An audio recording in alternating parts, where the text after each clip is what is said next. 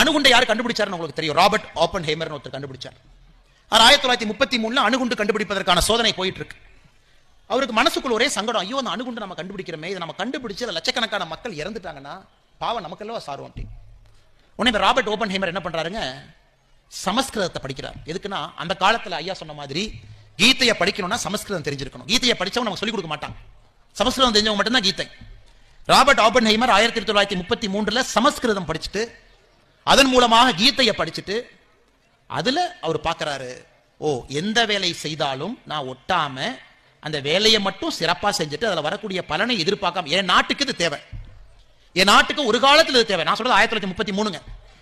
அணுகுண்டு சோதனையே 1945 தான் நடக்குது, 12 ஆண்டுகள் கழிச்சு.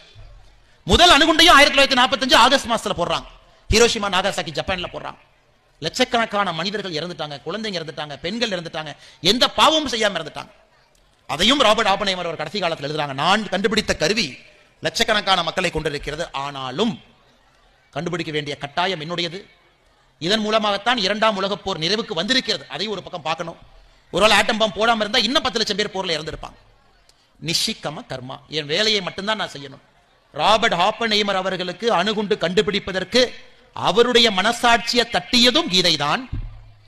மகாத்மா காந்தி அவர்கள் அமைதியை போதித்ததும் கீதை தான். பாருங்க எவ்வளவு ஆச்சரியம் பாருங்க.